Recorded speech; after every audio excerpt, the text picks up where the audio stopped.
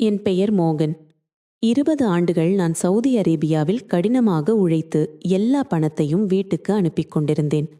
ஆனால் அம்மா பேராசையால் என் திருமணத்தை எப்போதும் தடுத்துவிட்டார். ஒரு நாள் திடீரென எனக்கு விபத்து ஏற்பட்டதும் நண்பர்கள் என்னை இந்தியாவிற்கு அனுப்பி வைத்தனர். வீடு திரும்பியதும் யாரும் என்னுடன் சரியாக பேசவில்லை. ஒரு நாள் அனைவரும் சேர்ந்து என்னை வீட்டை விட்டு வெளியேற்றுவதற்காக என் மீது பொய்க் குற்றச்சாட்டுகளை சுமத்தினார்கள்.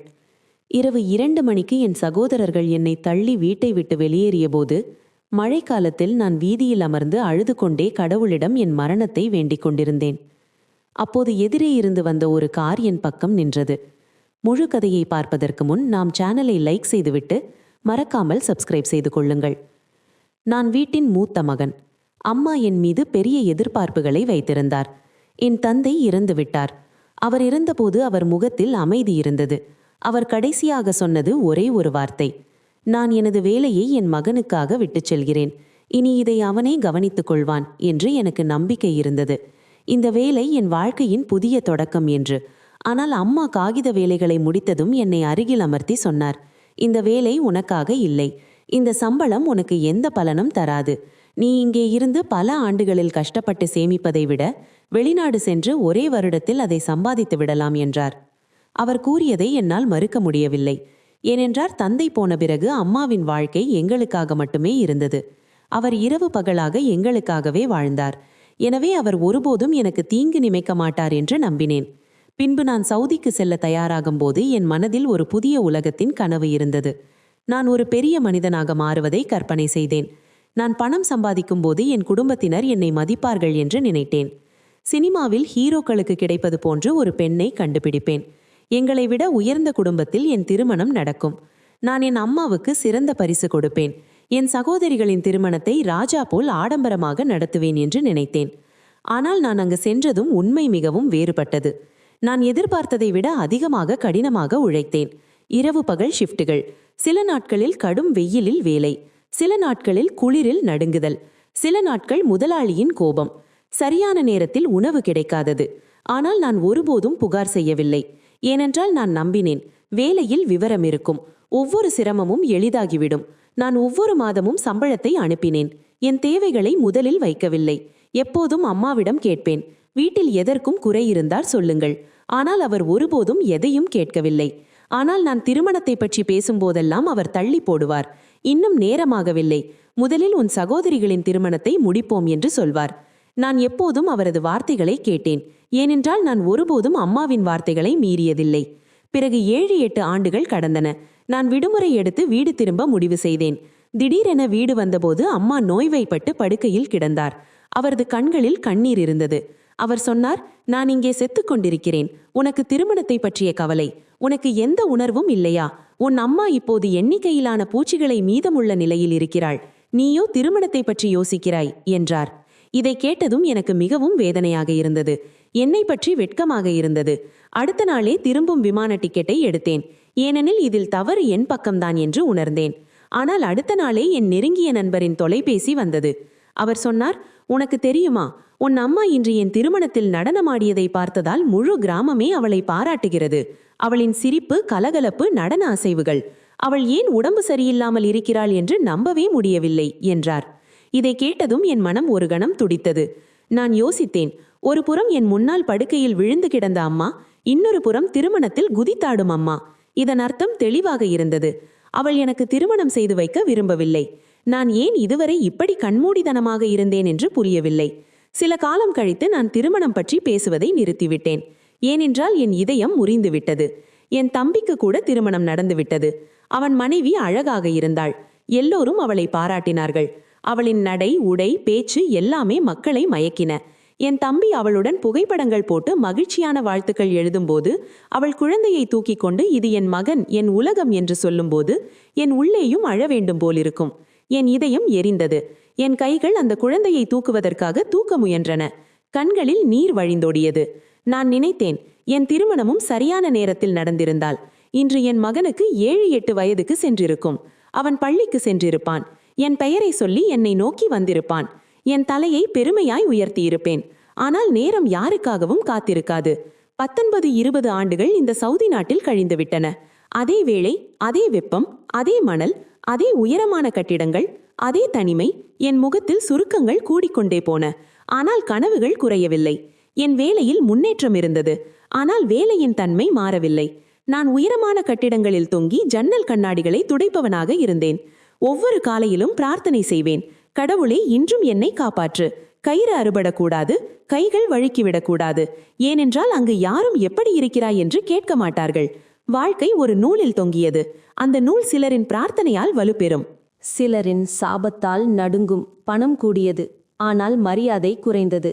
ஏனென்றால் நேரத்துடன் ஒருவர் செல்வத்தை சம்பாதிக்கலாம், ஆனால் அன்பை வாங்க முடியாது. என் பணத்தால் வீடு நடந்தது. சகோதரிகளின் திருமணங்கள் நடந்தன. சகோதரர்களின் தேவைகள் நிறைவேறின. வீட்டில் எல்லாம் இருந்தது. ஒரே குறை, நான் மட்டுமே பாதி பிரச்சனையாக இருந்தேன். ஒரு நாள் எப்போதும் போல் நான் ஒரு உயரமான கட்டிடத்தின் ஜன்னலை சுத்தம் செய்து கொண்டிருந்தேன். அன்று கடும் காற்று வீசிக்கொண்டிருந்தது. நான் காற்றை சாதாரணமாக எடுத்துக்கொண்டு வேலையை தொடர்ந்தேன். திடீரென என் காலின் சமநிலை மிரண்டது. பழைய நூல் அருந்த சத்தம் கேட்டது. என் கயிறு அருந்துவிட்டது. நான் கீழே விழ ஆரம்பித்தேன். என் உடல் காற்றில் ஊசலாடியது போல் இருந்தது. நான் கீழே தரையை அடையும் போது மயங்கிவிட்டேன். உணர்வு திருந்திய போது என் காலில் தாங்க முடியாத வலி இருந்தது. டாக்டர் கூறினார், என் காலில் கடுமையான காயம், இனி முன்பு போல் வேலை செய்ய முடியாது என்று. அங்கு எனக்காக யாரும் இல்லை. தினமும் என்னுடன் நின்று உதவும் எவரும் இல்லை. அந்நிய நாட்டில் துன்பத்தை பகிர்ந்து கொள்ள யாரும் இருப்பதில்லை. காயங்களை ஆற்றும் நேரம் மட்டுமே உள்ளது. என் 20 வருட தோழர்கள் மட்டுமே என்னுடன் அதே குடிசையில் வாழ்ந்தவர்கள். அவர்கள் சிறிது உதவி செய்தனர். மருந்து, சிகிச்சை ஏற்பாடு செய்தார்கள். ஆனால் என் நிலை சற்று மாறும்போது அவர்கள் வெளிப்படையாக சொன்னார்கள், இனி நீ உன் வீட்டுக்கு போ. ஏனென்றால் வீட்டில் கிடைக்கும் பராமரிப்பு இங்கு யாராலும் சாத்தியமில்லை. நாங்களும் செய்ய முடியாது. அவர்கள் திரும்பிச் செல்ல ஏற்பாடு செய்தனர். டிக்கெட் கிடைத்ததும் நான் என் நாட்டுக்கு திரும்பினேன். இத்தனை வருடங்களுக்கு பிறகு நான் வீடு திரும்பிய போது ஒரு ஊனமுற்றவனாக நொண்டி நடைபோடும் நிலையில் சென்றேன். வீட்டில் உள்ளவர்கள் கண்களில் என்னை பார்த்ததும் மகிழ்ச்சி இல்லை, அதிர்ச்சி மட்டுமே இருந்தது. இனி இவர் திரும்பி போக மாட்டார், நம்மிடமே தங்கிவிடுவார், நமக்கு சுமையாகி விடுவார் என்று நினைப்பது போல் காலத்தின் முத்திரை என் முகத்தில் தெளிவாக தெரிந்தது. என் காலின் ஊனம் என் உதவியற்ற வாழ்க்கையின் அடையாளமாகிவிட்டது. இனி எனக்கு மரியாதை தருபவர் யாரும் இல்லை. என் சொந்தங்கள் கூட அந்நிய நாட்டு தோழர்களிடம் கண்ட அன்பை தரவில்லை. எப்போதும் நீதான் பெரியவன், நீதான் தியாகம் செய்ய வேண்டும் என்று சொன்ன அந்த அம்மாவும் என்னை புறக்கணித்து விட்டார். இப்போது நான் இரத்த உறவுகளுக்கிடையே இருந்தேன். ஆனால் இந்த உறவுகளில் உணர்வுகள் இறந்துவிட்டன. நான் இவர்களுக்கு ஒரு சுமையாகிவிட்டதாக உணர்ந்தேன். என் அம்மாவிடம் கேட்டேன், குறைந்தபட்சம் ஒரு அறையையாவது கொடுங்கள். ஏனென்றால் இனி நான் எங்கும் போக முடியாது, இங்கேதான் தங்க வேண்டும் என்று. இதை கேட்டு என் அம்மா, முக்கியமாக என் தம்பி மனைவி மிகவும் கோபப்பட்டனர். அவள் சொன்னாள், எங்களுக்கு 2 அறைகள் தேவை. எங்கள் குழந்தைகள் வளர்ந்து வருகிறார்கள். இவர் எங்கள் பங்கை அடைத்து கொள்வாரா? நான் சொன்னேன், இந்த முழு வீடும் நான் கட்டியது. எனக்கு ஒரு அறை மட்டுமே தேவை. உங்கள் மகிழ்ச்சிக்காக நான் என் இளமையை தியாகம் செய்தேன். ஒரு அறை கேட்பதில் தவறு என்ன என்று. பின்பு நான் அந்த அறையை எடுத்துக்கொண்டேன். அங்கேயே படுத்திருப்பேன். நாள் முழுவதும் யாரும் கவனிப்பதில்லை. எப்போதாவது யாராவது வந்து எப்படி இருக்கிறீர்கள் என்று கேட்டால் சரிதான் என்று சொல்லிவிடுவேன். எனக்கு தெரியும், இனி யாருக்கும் கவலை இல்லை, நான் உயிரோடு இருக்கிறேனா இறந்து விட்டேனா என்று. நான் நாள் முழுவதும் தொலைபேசியில் மூழ்கியிருப்பேன். யூடியூப் வீடியோக்களை பார்ப்பேன், சிந்திப்பேன். இத்தனை வருடங்கள் அந்நிய நாட்டில் கழித்தேன். ஆனால் நான் என்னுடன் எதை கொண்டு வந்தேன்? ஒன்றுமில்லை. மனைவி இல்லை, குழந்தை இல்லை, மன அமைதி இல்லை, மரியாதை இல்லை, அன்பும் இல்லை. நான் கண்டு கனவு கண்ட அனைத்தையும் இழந்துவிட்டேன். ஒரு நாள் என் மாமாவின் மகன் என்னை பார்க்க வந்தான். அவன் என் அம்மாவிடம் பேசினான். இன்னும் இவருக்கு திருமணம் செய்து வைக்கலாம். வயதானவர்கள் கூட திருமணம் செய்கிறார்கள். இவருக்கு ஏன் திருமணம் செய்து வைக்கவில்லை? என் அம்மா உடனே முணங்கினார். இப்போது என் எலும்புகளில் அவ்வளவு பலமில்லை. அவனுக்காக திருமணம் வரன் தேடி அலைவதற்கு யார் இவனை திருமணம் செய்து கொள்வார்கள்? இவனது தலைமுடி வெளுத்து போய்விட்டதே என்று. இந்த வார்த்தைகள் என் இதயத்தை நொறுக்கியது. நான் வேண்டுமென்றே என் முடியை வெளுக்க வைத்தது போல், இது என் தவறு போல் என்னுள் ஒரு குற்ற உணர்வை ஏற்படுத்தியது. நான் மௌனமாகி என் தம்பியிடம் சொன்னேன், இனி திருமணம் பற்றி பேசாதே. இனி நான் யாரையும் திருமணம் செய்ய போவதில்லை. இப்போது என்னுள் கனவுகள் காணும் தைரியமில்லை. அவை நொறுங்குவதை தாங்கும் திண்மையும் இல்லை என்றேன். அந்த முடிவில்லா இரவில் என் தம்பியின் அறையில் கடும் சண்டையின் ஒலிகள் கேட்டன. அந்த குரல்களில் வெறுப்பின் கசப்பு கேட்டது. என் தம்பி மனைவி கூறினாள், உன் அண்ணன் ஏன் இந்த அறையை கைப்பற்றுகிறான்? அவனை வெளியே தள்ளு என்றாள். இதை கேட்டு என் முதல் தம்பி, எப்படி விரட்டுவது? அவன் என் அண்ணன். அண்ணனை வீட்டை விட்டு துரத்த ஒரு பெரிய காரணம் தேவை, உறுதியான ஆதாரம் தேவை, அம்மாவையும் உறவினர்களையும் நம்ப வைக்கும் அளவுக்கு ஏதாவது ஒன்று தேவை என்றான். நான் நடுங்கினேன். நான் இந்த வீட்டில் சுமை மற்றும் பயனுற்றவன் போல் உணர்ந்தேன். இந்த வீட்டின் ஒரு எலியை விரட்டும் சதித்திட்டம் போல்.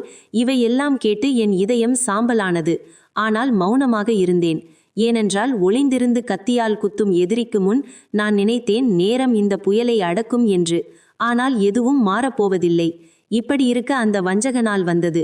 என் தம்பி மனைவி என்னை அழைத்தாள். அண்ணா, வந்து இந்த விளக்கை சரி செய்யுங்கள், உங்கள் தம்பி வெளியே சென்று விட்டார் என்றாள். உடனே நான் மகிழ்ந்தேன். குறைந்தபட்சம் என்னை ஏதோ ஒரு பயனுள்ளவனாக கருதினாள் என்று. வழக்கமாக அவள் என்னை பார்க்க கூட மாட்டாள். நான் மறுத்திருந்தால் இவனால் ஒரு வேலையும் செய்ய முடியாது என்று சொல்லியிருப்பாள். ஆனால் நான் அறைக்குள் நுழைந்தேன். விளக்கை பார்க்க முன் வந்ததும் கதவை சாத்தினாள். ஒரு மூலையில் நின்று கத்தினாள். தன் ஆடைகளை கிழித்தாள். மணி, என்னை காப்பாற்று, இவர் என்னை தொடுகிறார், தவறாக நடக்க முயற்சி செய்கிறார் என்று கத்தினாள். இதை கேட்டதும் நான் மரத்து போனேன். உனக்கு பைத்தியமா? நான் எதுவும் செய்யவில்லை, நீதான் என்னை அழைத்தாய் என்றேன். அவள் தொடர்ந்து கத்தினாள். நான் கதவை நோக்கி ஓடினேன். வெளியேறியபோது எதிரே என் தம்பி மணியும் மற்றொரு சின்ன தம்பியும் நின்று கொண்டிருந்தார்கள். அவர்கள் கண்களாலேயே என்னை குற்றவாளி ஆக்கிவிட்டார்கள். உனக்கு வெட்கமாயிருக்க வேண்டும். உனக்கு திருமணமாகவில்லை என்பதால் வீட்டு பெண்கள் மேல் கண் வைக்கிறாயா? இப்படி செய்யலாமா என்று கத்தினார்கள். நான் கெஞ்சினேன். கடவுளுக்கு பயந்து சொல்கிறேன், நான் ஒன்றும் செய்யவில்லை. அவளை தன் அறைக்கு அழைத்தாள். அவர்கள் கேட்டனர், அவள் உன்னை ஏன் அழைப்பாள்? அவளுக்கு இளமை கணவன் இருக்கிறானே. நான் முழங்கினேன், இது பொய், சதித்திட்டம், என்னை காட்டிக் கொடுக்கும் தந்திரம் என்றேன். ஆனால் என் வார்த்தைகளை யாரும் கேட்கவில்லை. ஏனென்றால் மனிதர் கேட்பது தாம் கேட்க விரும்புவதை மட்டும். அவர்கள் கூறினர், அரை இரவு ஆகிவிட்டது, இப்போதே இந்த வீட்டை விட்டு வெளியேறு என்று. நான் கேட்டேன், எங்கே போவேன்? இது என் சொந்த வீடு, நானும் இதன் ஒரு பகுதி என்றேன். அவர்கள் முடிவு செய்துவிட்டனர். இனி இது எங்கள் பொறுப்பல்ல, நீ வெளியேறு என்று அவர்கள் என்னை வீட்டை விட்டு வெளியே தள்ளி வெளியேற்றினர். நான் ஒரு கொள்ளைக்காரன் போல், குற்றவாளி போல் வெளியே நின்றபோது என் உடல் முழுவதும் நடுங்கியது. என் கால்களுக்கு அடியில் தரை நழுவுவது போன்ற உணர்வு. நான் சுவற்றில் சாய்ந்து உட்கார்ந்திருந்தேன். சிந்தித்தேன், இது உண்மையா? இவை அனைத்தும் எனக்கு நடக்கிறதா? நான் என் சொந்த வீட்டுக்கே திரும்ப முடியாதா? அது என் வீடு இல்லையா? நான் அவர்களுக்காக எல்லாவற்றையும் தியாகம் செய்தேன். என் இளமை அவர்கள் சுகத்திற்காக அர்ப்பணிக்கப்பட்டது. அவர்கள் என் கனவுகளை கொன்றனர். நான் வாழ்வின் எல்லா மகிழ்ச்சியையும் அவர்களுக்காக சிந்தினேன். என் குற்றம் என்ன? வீட்டில் ஒரு அறை கேட்டதா? என் பங்குக்குரிய உரிமை கேட்டதா? இப்போது நான் உதவியற்றவனாக, ஒற்றையனாக, பலவீனமாக நின்றேன். நான் இருளில் நடந்தேன். என் கால்கள் தரையில் ஊன்றவில்லை. என் இருப்பே காற்றில் மிதந்தது போல் வேறொரு உலகத்தின் பகுதியான என் உடலில் அந்த பலம் இல்லை. 20 ஆண்டுகள் உயரமான கட்டிடங்களில் தொங்கி கண்ணாடி துடைத்த அந்த வலு. என் கைகள் குளிரால் உணர்விழந்தன. குளிர்காற்று என் முகத்தில் வீசியது. மழையும் புயலுமாக மாறியிருந்தது. நான் கால்களை இழுத்து கொண்டு நடந்தேன். உடலின் ஒவ்வொரு மூட்டும் கூறியது, இனி முடியாது, நிறுத்து என்று. ஆனால் நான் நிற்க விரும்பவில்லை. என் இதயத்தில் 1000 எண்ணங்கள் சுழன்றன. என் சகோதரர்கள் என்னை வீட்டை விட்டு விரட்டினர். அந்த சகோதரர்களுக்காகவே நான் என் இளமையை அர்ப்பணித்தேன். அவர்கள் குழந்தைகளின் மகிழ்ச்சிக்காக எனது குழந்தைகளின் கனவுகளை துறந்தேன். என் அம்மாவும் மௌனமாக இருந்தாள். அந்த அம்மா எப்போதும் சொல்வாள், நீ என் பெருமை, என் பலம் என்று. ஆனால் அந்த இரவில் அவள் ஒரு வார்த்தை கூட பேசவில்லை. என்னை தடுக்கவும் இல்லை, அழைக்கவும் இல்லை. நான் அவளின் மௌனத்தில் என் மரணத்தை தேடிக்கொண்டிருந்தேன். என் தம்பி மனைவி எல்லா தந்திரங்களையும் செய்தாள். என்னை கண்ணியமாக காட்டி தன் அறையை காலி செய்தாள். பெண் என்பதின் பலனை எடுத்தாள். என்னை என் குடும்பங்களுக்கு இடையே தனியாக விட்டுவிட்டாள். இப்போது என் வசம் எதுவும் இல்லை. மரியாதையும் இல்லை, வீடும் இல்லை, இப்போது இதயமும் இல்லை. எனக்குள் ஒரே ஒரு ஆசை மட்டும் எஞ்சியது, சாக வேண்டுமென்ற ஆசை. நான் கடவுளை நோக்கி கெஞ்சினேன், இனி போதும், இதைவிட என்னால் தாங்க முடியாது, என்னை அழைத்துக்கொள். ஏனென்றால் இனி நான் வாழ முடியாது, திரும்பவும் முடியாது. முன்னேறவும் முடியாது, யாருக்கும் எதையும் நிரூபிக்கவும் முடியாது என்று கதறினேன். நான் சாலையின் நடுவே நடக்க ஆரம்பித்தேன். ஏதாவது வண்டி வந்து என்னை இடித்துவிடும் என்று நினைத்தேன். என் வேதனைக்கு முடிவு கட்டலாம் என்று, என் துயரம் இந்த சாலையிலேயே இறந்து விடலாம் என்று நினைத்தேன். நான் அழுது கொண்டே இருந்தேன். என் கண்ணீர் மழையில் கலந்தது. மூச்சு தடைப்பட்டு வந்தது. என் கால்கள் தள்ளாடின. அப்போது திடீரென தொலைவில் ஒரு கார் ஹெட்லைட் தெரிந்தது. அந்த ஒளி என் கண்களை துளைத்தது. நான் நின்றுவிடாமல் வேகமாக அதை நோக்கி நடந்தேன். அந்த ஒளி என்னை அழைப்பது போல், என் விடுதலை அந்த காரில்தான் வரப்போகிறது போல் என் இதயம் வேகமாக அடித்து கொண்டிருந்தது. இனி எல்லாம் முடிந்துவிடும், எனக்கு சாந்தி கிடைக்கும் என்று நினைத்தேன். ஆனால் கார் எதிர்பாராத விதத்தில் என் முன்னால் வந்து நின்றது. நான் திகைத்தேன். யாரும் இவ்வளவு வேகத்தில் காரை நிறுத்திவிட முடியும் என்று நான் நினைக்கவே இல்லை. கதவு திறந்தது. ஒரு பெண் வெளியே வந்தாள். அவள் முகத்தில் அதிர்ச்சியும் குரலில் கோபமும் கவலை மற்றும் கருணையும் கலந்திருந்தன. அவள் கேட்டாள், நீங்கள் என்ன செய்கிறீர்கள்? சாலை நடுவே ஏன் நடந்து கொண்டிருந்தீர்கள்? வேண்டுமென்றே என் முன்னால் ஏன் வந்தீர்கள்? உங்கள் உயிருக்கு எந்த மதிப்பும் இல்லையா? நீங்கள் உங்களை தானே கொல்ல விரும்புகிறீர்களா என்றாள். அவள் பேசிக்கொண்டே இருந்தாள். ஆனால் நான் கேட்கவில்லை. அவளை மட்டும் பார்த்து கொண்டே இருந்தேன். ஒரு அந்நியன் என் இதயத்தின் அலறலை கேட்டுவிட்டது போல். என் உதடுகளிலிருந்து ஒரு வார்த்தை கூட வரவில்லை. நான் ஒரு கல் போல் நின்றேன். திடீரென என் கண்களுக்கு முன்னால் இருள் சூழ்ந்தது. என் உடல் என்னை விட்டு நழுவியது. நான் மயங்கி விழுந்தேன். அதன் பிறகு என்ன நடந்தது என்று எனக்கு எதுவும் நினைவில் இல்லை. எப்படி என்னை அங்கிருந்து தூக்கினார்கள், எங்கே கொண்டு சென்றார்கள் என்று யாருக்கும் தெரியாது. நான் கண்கள் திறந்தபோது நான் ஒரு மென்மையான படுக்கையில் இருந்தேன். இவ்வளவு மென்மையான படுக்கை நான் எப்போதும் உணர்ந்ததில்லை. அறையில் மிக அமைதி இருந்தது.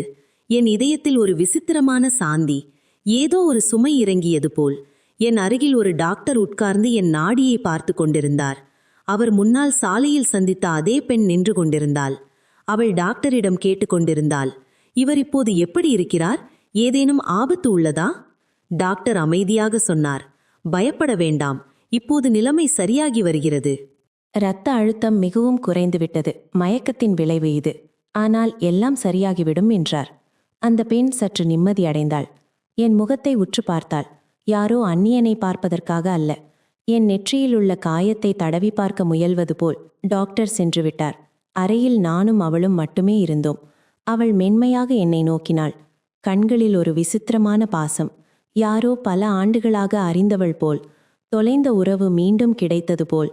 அவள் மெல்ல சிரித்துக்கொண்டு தன்னை அறிமுகப்படுத்தினார்கள். என் பெயர் சுசித்ரா. இந்த வீடு என்னுடையது. நான் இங்கு தனியாக வாழ்கிறேன் என்றாள். இதை கேட்டு எனக்கு ஆச்சரியமாக இருந்தது. இவ்வளவு அழகான பெரிய வீடு, அதில் தனியாக ஒரு பெண். நிச்சயம் இதில் ஏதோ கதை மறைந்திருக்கிறது என்று நினைத்தேன். பிறகு அவள் கேட்டாள், நீங்கள் என் காருக்கு முன்னால் ஏன் வந்தீர்கள்? சாலை நடுவில் ஏன் நடந்து கொண்டிருந்தீர்கள் என்றாள். நான் அவள் கண்களையே பார்த்து கொண்டு சொன்னேன், அதற்கு முன் நீங்கள் சொல்லுங்கள், இவ்வளவு இரவு நேரத்தில் காரில் வெளியே ஏன் வந்தீர்கள்? அவள் என் வார்த்தைகளை கேட்டு மெதுவாக சொன்னாள், முதலில் நீங்கள் என் கேள்விக்கு பதில் சொல்லுங்கள் என்றாள். நான் தலையை குனிந்தேன். என் முழு உண்மையையும் அவளிடம் சொன்னேன். வருடங்களாக என் மனதில் அடைத்து வைத்திருந்த வலிகளை, என் இதயத்தின் பாரத்தை வார்த்தைகளால் இறக்கினேன். நான் என் வாழ்க்கையை முடித்து கொள்ள விரும்பினேன். ஏனென்றால் இந்த உலகத்தில் எனக்காக எதுவும் மீதமில்லை என்று நினைத்தேன். என் சொந்த வீட்டிலிருந்தே விரட்டப்பட்டேன். என் சொந்தங்களே எனக்கு வீடில்லாமல் செய்துவிட்டார்கள். அதனால்தான் நான் சாலை நடுவே நடந்தேன். யாராவது கார் என்னை மோதி என் வாழ்க்கையை முடித்துவிடும் என்று. என் வார்த்தைகளை கேட்டு அவள் சிறிது நேரம் மௌனமாக இருந்தாள், சரியான வார்த்தைகளை தேடுவது போல். பிறகு அவள் சொன்னாள், நானும் இன்று அதே எண்ணத்துடனே வெளியே வந்தேன். என் கணவர் 6 மாதங்களுக்கு முன்பு இறந்துவிட்டார். அதன் பிறகு நான் ஒரு மௌனத்தில் வாழ்கிறேன். இரவு நேரங்களில் என் இதயத்தை சூழ்ந்து கொள்ளும் அந்த மௌனத்தில். என்னிடம் பெரிய வீடு உண்டு, பல அறைகள், பணம், எல்லா வசதிகளும் உண்டு.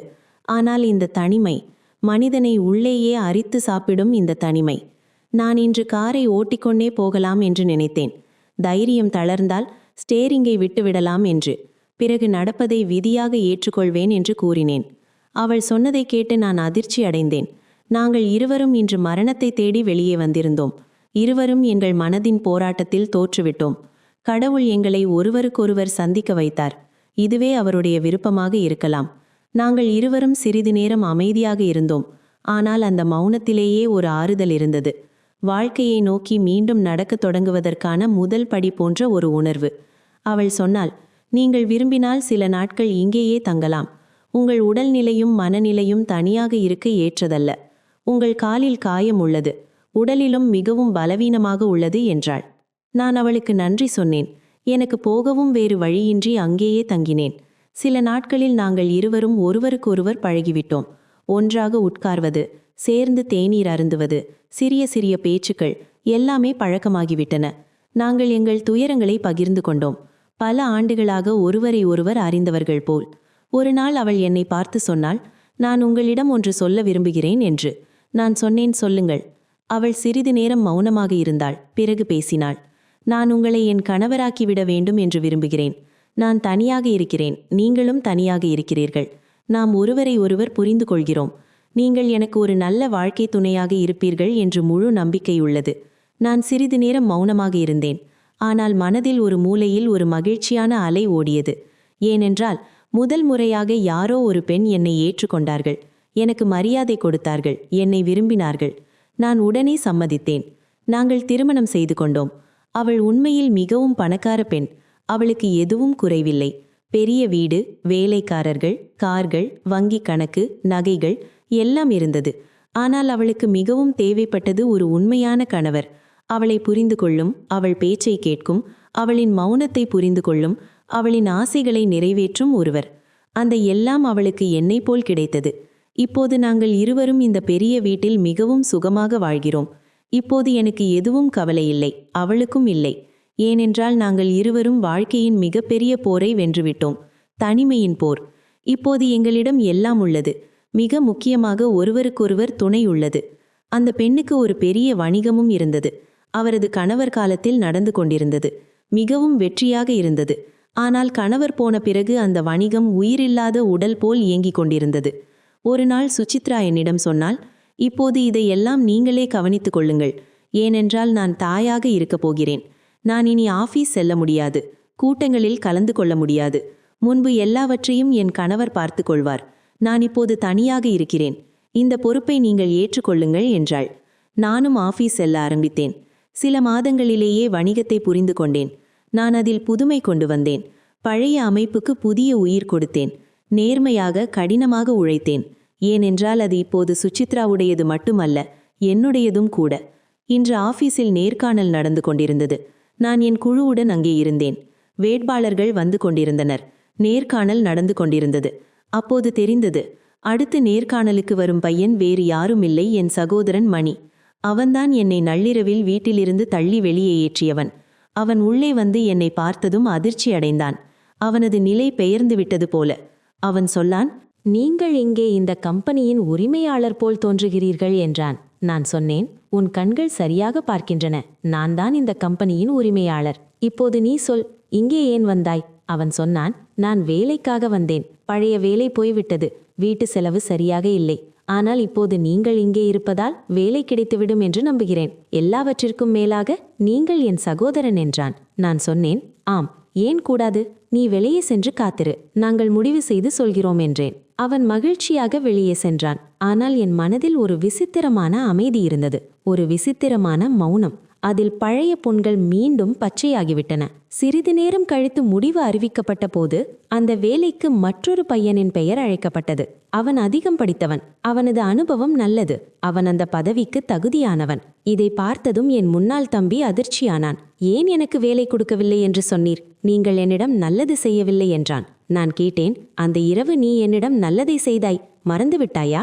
அம்மாவின் கண்களுக்கு முன்னால் என் மீது பொய் குற்றம் சாட்டி தள்ளி வீட்டை விட்டு வெளியேறியதை உன் மனைவியை கேள். அவள்தான் என்னை அறையில் அடைத்து கதவை மூடி நான் அவளுடன் தவறாக நடந்து கொண்டதாக கூச்சல் போட்டாள். இதெல்லாம் சதி. நான் அந்த அறையை விட்டு வெளியேற வேண்டும் என்பதற்காக. இப்போது நீ என்னிடம் நிதி எதிர்பார்க்கிறாய். நீ என் சகோதரன் என்று சொல்கிறாய். ஆனால் சகோதரன் என்பவன் துணை நிற்பவன், வேர்களை வெட்டுபவன் அல்ல. அவன் வெட்கத்துடன் அங்கிருந்து சென்றான். போகும்போது கூறினான், உங்களிடம் எல்லாம் இருக்கும்போது எங்களை மட்டும் அற்பர்களாக நினைக்கிறீர்களா என்றான். நான் பதிலளித்தேன், ஆம், அப்படியே நினைத்துக்கொள். உன்னை போன்றவர்கள் சுயநலத்தை மட்டும் பார்க்கிறீர்கள். ஒருவரிடம் எதுவும் இல்லாத போது அவர் வாழ்வதற்கான இடத்தை கூட பிடுங்குகிறீர்கள். ஆனால் அவரை ஏதையாவது அடைந்தவுடன் அவருடைய கதவில் நிற்கிறீர்கள். மன்னிக்கவும், உனக்காக இனி என்னிடம் எதுவும் இல்லை என்று கூறி நான் அவனுக்கு எந்த உதவியும் செய்யவில்லை. ஏனென்றால் அந்த இருண்ட இரவில் என்னை உதவியற்ற நிலையில் விட்டவர்களுக்கு என் மனதில் இரக்கமில்லை, இடமும் இல்லை. இப்போது நான் என் மனைவி சுசித்ராவுடன் வாழ்கிறேன். ஒரு அமைதியான, மரியாதை நிறைந்த வாழ்க்கை. அன்பு, மரியாதை, சுகம் எல்லாமே உள்ளது. இவை அனைத்தும் எனது சொந்த வீட்டில் கூட எனக்கு கிடைக்காதவை. வாழ்க்கையின் மிகப்பெரிய உண்மை, காலம் யாருக்காகவும் காத்திருக்காது, யாருடைய தியாகத்தையும் எண்ணி பார்க்காது. காலம் கடந்து போகும்போது நினைவுகளை மட்டுமே விட்டுச் செல்கின்றது. கசப்பானவை, இனிப்பானவை. சில கணங்கள் நாம் எல்லாம் என்று நினைப்பவர்களுடன், ஆனால் அவர்கள்தான் நாம் எல்லாவற்றையும் இழக்க வைக்கிறார்கள். இந்த கதையிலிருந்து பாடம், சுயநலத்தின் அடிப்படையில் உறவுகள் உண்மையான உறவுகள் அல்ல. அவை காலத்திற்கேற்ப உருவாகும் உறவுகள். இறுதியில் அவற்றின் உண்மையான முகத்தை காட்டிவிடும். நாம் நமது குடும்பத்திற்காக எல்லாவற்றையும் தியாகம் செய்கிறோம். குழந்தை பருவம், இளமை, கனவுகள், மகிழ்ச்சிகள். ஆனால் பதிலாக வஞ்சகம் மட்டுமே கிடைக்கிறது. நம்பிக்கை துரோகம் மிகவும் வலிக்கிறது. அது நம் சொந்தமானவர்கள் என்று நினைப்பவர்களிடமிருந்து வரும்போது. ஆனால் தோல்வியை ஒருபோதும் இறுதியாக எண்ணாதீர்கள். இத்துடன் கதை முடிந்தது. கதை பிடித்திருந்தால் லைக் செய்யவும், மறக்காமல் சப்ஸ்கிரைப் செய்யவும். நன்றி.